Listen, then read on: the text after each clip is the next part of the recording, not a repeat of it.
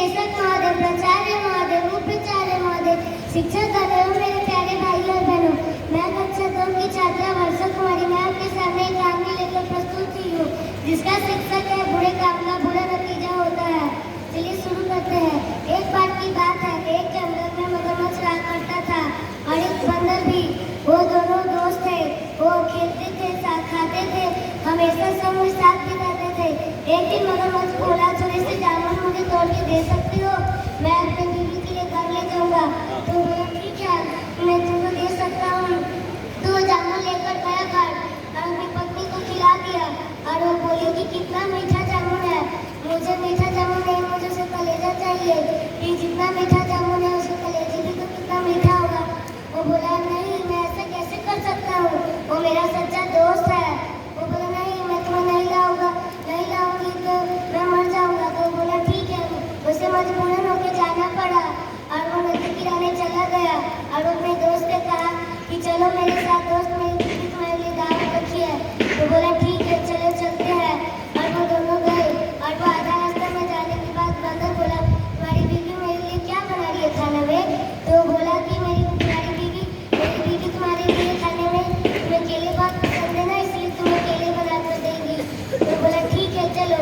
और फिर आधा नदी में जाने के बाद वो मन में सोचा कि मुझे नहीं छुपाना चाहिए सच्चा मित्र सच्चा बात, वो मेरा सब बता देता हूँ। और सब बताने के बाद बंदर बोला अरे रुको रुको, मैं तो अपना दिल तो पेड़ी पर छोड़ के आया हूँ, रुको लेके आता हूँ। तो बोला अरे मैं भी कितना बुद्धू हूँ, चलो लाने चलते हैं। और वो दोनों गए और फिर जाके बंदर पेड़ पर बैठ गया और वो मगरमच्छ बोला कि चलो नीचे आओ उतरो। तो वो बोला कि नहीं नहीं, मैं क्यों आऊँ? बुद्धू, किसी का भी दिल तो उसके सीने में रहता है, भला पेड़ पे कैसे हो सकता है? अगर पेड़ पे होगा तो हमको मर जाएगा ना।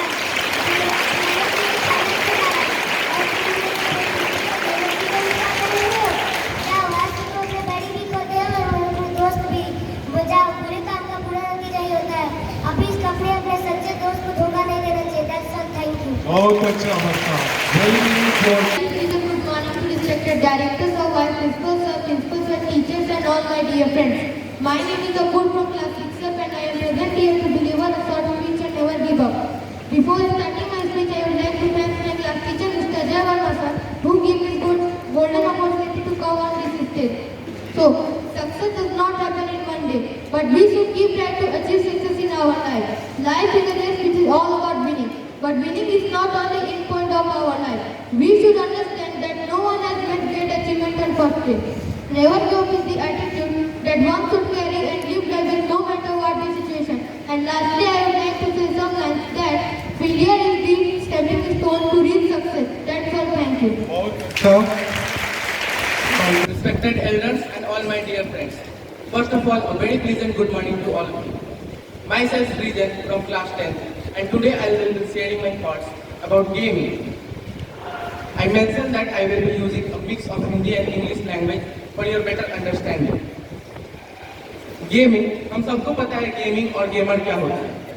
इसके बहुत नुकसान है, बहुत लाभ है। पर गेमिंग को एक कैरियर की तरफ चुनना ये एक बहुत बड़ा डिसीजन होता है और ये सबके बस का बात भी नहीं है। और दुनिया में 1% से भी कम लोग प्रोफेशनल गेमर्स हैं। प्रोफेशनल गेमिंग में कैरियर बहुत है, पर अगर आप प्रोफेशनल गेमर बनने के लिए जन्म भी नहीं लिए हैं तो इसमें अपना समय बर्बाद करना एक मूर्खता होती है। गेमिंग के बहुत ही लाभ और नुकसान होते हैं। कुछ लाभ मैं बता दूं, जैसे गेमिंग से आपका हैंड टू आई कोऑर्डिनेशन बहुत अच्छा हो जाता है। इसका अर्थ होता है आपका आँख कोई चीज को देखता है तो आपका हाथ उस पर क्या सटीक एक्शन लेना चाहिए वो बहुत सही तरीके से ले पाता है। दूसरा, गेमिंग से आपका कलर अलग अलग जो ब्राइट कलर होता है या ग्रे ब्लैक स्पेशली ये सब कलर पकड़ने की क्षमता बहुत ज़्यादा होती है, जिसके कारण मेनली ठंड में जब फॉगी वेदर होता है तो आप जैसे गाड़ी अगर आप चला रहे हो तो आपका एक्सीडेंट का चांस कम हो सकता है, क्योंकि आप ग्रे कलर को बहुत अच्छी तरह से पकड़ सकते हैं। ग्रे ही ज़्यादातर गेमों में यूज होता है। तीसरी बात, आपका शॉर्ट टाइम फोकस गेमिंग से बहुत ज़्यादा बढ़ जाता है, क्योंकि आप उस चीज़ को डेडिकेटेड होते हैं। आप सब नोटिस किए होंगे कि आप जब गेम खेलते होंगे आपको कोई बुलाए, मम्मी पापा भैया कोई, आप लोग उनका बात नहीं सुनते और गेम पे ही फोकस रहते हैं। इससे आपका फोकस पावर बहुत ज़्यादा बढ़ पाता है। गेमिंग को अगर आप एक प्रोफेशन के रूप में चुनते हैं तो आप ऑफकोर्स उससे पैसा कमा सकते हैं और नाम भी कमा सकते हैं। बहुत सारे ऐसे उदाहरण है हमारे समाज में मौजूद। उसके बाद गेमिंग से हमें और भी फायदे बहुत सारे हो सकते हैं, जैसे हम भविष्य में बहुत सारे सटीक एक्शन को ले सकते हैं। क्विक डिसीजन मेकिंग पावर जो होता है या प्रॉब्लम सॉल्विंग पावर, ये हमारा गेमिंग से बढ़ पाता है, क्योंकि हमें गेम में एकदम शॉर्ट टाइम में कोई भी डिसीजन या एक्शन को लेना पड़ता है ताकि हम बेटर हो सकें हमारे गेम में। तो रियल लाइफ में भी ये काम आता है, पर फायदे के साथ इसके काफ़ी नुकसान भी है।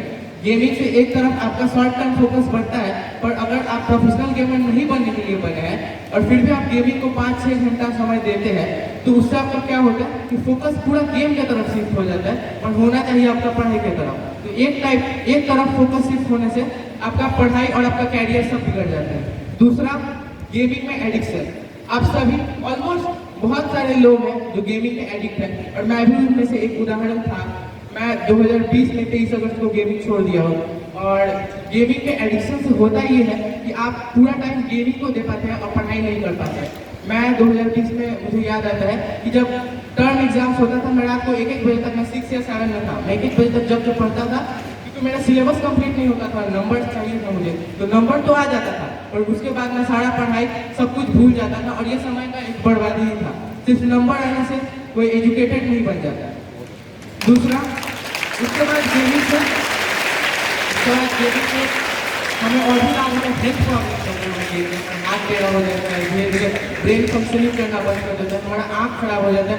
ऐसे बहुत सारे मल्टीपल डिसऑर्डर्स है गेमिंग डिसऑर्डर्स जिसको कहते हैं। तो ये सब लाभ और हानि है गेम की। हमारे पेरेंट्स जो बोलते हैं गेम खेलो, कम खेलो, तो ये सही करते हैं। अगर हमें प्रोफेशनल गेमर नहीं बनना है और बनना भी है, तो हमें अपने 18 साल के बाद जब हम मैच्योर हो जाएंगे तभी इस पर फोकस करना है। अभी तो पढ़ाई सबसे ज़्यादा इम्पोर्टेंट है, और अगर गेमर नहीं बनना है तो मैं गेम खेलने मना नहीं कर रहा हूँ, लेकिन हमें सप्ताह में 1-2 दिन 20 मिनट 30 मिनट बहुत है, ये माइंड रिफ्रेश के लिए होता है। इसको हमें कैरियर नहीं चुनना है अगर हम नहीं बनना चाहते हैं गेमर। इसी के साथ मैं बोलूँगा कि अपने पेरेंट्स का बात सुने इस गेमिंग के बारे में जो भी वो कहते हैं, और अपने मन को थोड़ा कंट्रोल में रखें, क्योंकि इससे अगर आप सही डिसीजन नहीं ले पाते हैं तो आपका कैरियर पूरा खत्म हो जाएगा और आप आगे कुछ नहीं कर सकते। इसी के साथ मैं अपनी वाणी को विराम देते हुए यहाँ से मन से जाना चाहूँगा। Thank you. बहुत अच्छा।